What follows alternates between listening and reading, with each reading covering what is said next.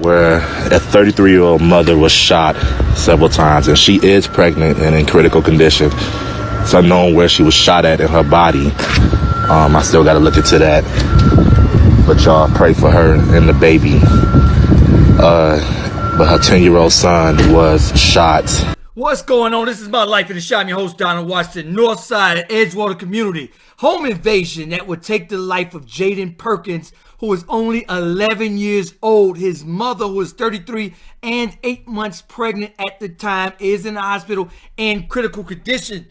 The suspect who's in custody for this is Crosetti Brand, 37 years old, and this history goes back 15 years. They're saying the very next day he was let out of jail. Now, I just did a video saying, is Chicago too soft on crime? Get this. All right, so he's now being charged with first-degree attempt, armed robbery, home invasion, domestic battery. There was a 5-year-old that also witnessed this that was in the house. All right, now get this. I'm going to run everything down. But before I do, understand this. Prosecutors in Chicago, I did a video last week where 3 people will still be alive if other criminals wasn't let out of jail and given literally a slap on the wrist. This man, check this out. Y'all gonna see, he was sentenced to 16 years for home invasion, targeting another ex-girlfriend, yet was paroled last year in October. On February 1st, they said he threatened the Edgewater victim. That's the mother of Jayden Perkins, the 33-year-old that's in the hospital now, that's in critical. February 1st, he threatened her. When he was paroled and placed on electronic monitoring last October, while on parole, allegedly, he threatened the victim, the current victim, via text, saying he'd show up at her home.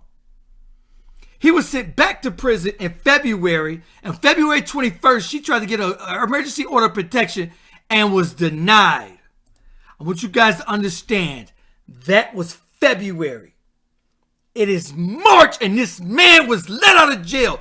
They're going to say that allegedly he violated 3 different incidents, violating the order of protection related to the victim in February. So he went back to prison on a parole violation in February. This man was let out of jail March 12th. He showed up at her house March 13th. Think about that for a second. March 13th, this man was out.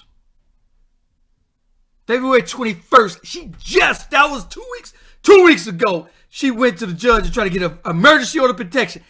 He had a former charge on him. Just got out for 16 years, well, not 16, I don't know how long he did, but in October, he was just let out.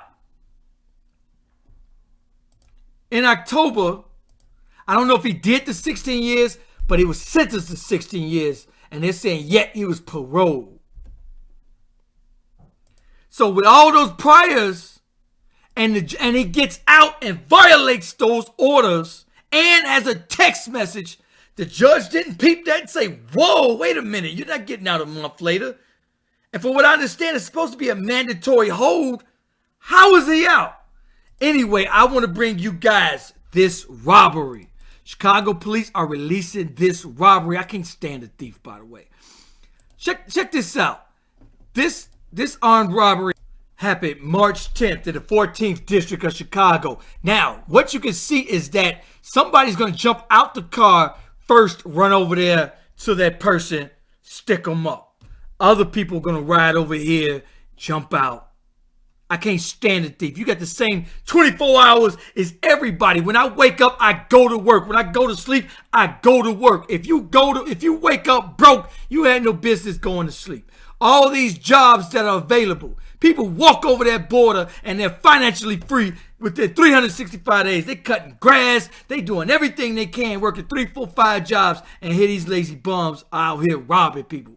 Hard working people that got to go to work and put up with they bosses. Why were you late? And you got to deal with all that. 8 hours a day, 5 days a week, just for somebody to take that hard work. What?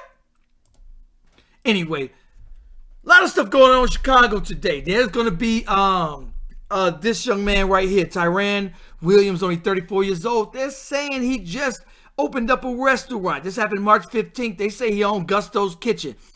This happened on the 1700 block of West 95th Street. They're going to say that he was in an alley in an area where a blue vehicle approached. Police say someone inside jumped out, pulled out a handgun, and opened fire on him. So, from what I understand, nobody is in custody for all of this stuff. For this, and the next ones I'm going to bring you. What I'm about to bring you. In 2020 and 21, I brought you guys what I dubbed the Chicago Highway Sniper. There was at least like 5-6 highway shootings on whether it was I-57, I-94, the Bishop Ford, whatever. It was just a lot of different highway shootings, at least 5 to 7 a week. Lately, I've been seeing a lot of new highway shootings. Just 2 of them within the last week. Check it out. Eric Satterwhite, 50 years old, on the I-94 Bishop Ford, near 107th and South Highland, March 16th. Another man, March 3rd, Damian Dunning, 41. So they're saying that Damian Dunning, they think it was a road rage, but they're not sure. They just found his car. Same with the other guy. Something, you know, I believe in coincidences, but so we got 2. So on the I-55 Stevens Expressway, and then check this out. When I did look up this other guy's story, I noticed to the right other highway shootings. I'm like, whoa. All right, so they're gonna say a man was found shot to death in a rollover crash on the expressway in the south suburbs. Crash happened just before 6 p.m. Saturday on the inbound Bishop Ford Freeway near East 107th Street, South Island. The man passed. His name is Eric Satterwhite, 50 years old. I believe that to be his kids right there. This is a tragic story. But I am keeping an eye on this. This is too many coincidences. Road rage happens, but I brought you guys, everybody thought those other ones were just road rage. But here's the thing. When everybody got cell phones, when there's people behind you, when there's people in front of you, and if there's something going on and people arguing and getting cut off, it's pretty much, you can pretty much call and say, oh, you know, these 2 cars, and you'll get something like make and model. But not in these 2. They're just finding people shot. I would love to know how many times were they shot, where were they shot. I don't have that information of yet. I will look into it. I don't know what happened. They think that it's road rage and it's Damian Dunning, but I'm going to keep an eye on it. Anyway, in this case, this young man right here, Jayden Perkins, is a hero. Only 11 years old, and this young man protected his mother from this man, and he lost his life behind it. It's a tragedy for the mother. She's in critical. She is going to be okay from what I understand, and is 8 months pregnant, a 5-year-old. Those lives will be forever changed in this situation. I think that the judicial system, as they did, a lot of people last week watched that video. I had 3 other people that still should be alive. People that was just let out of jail.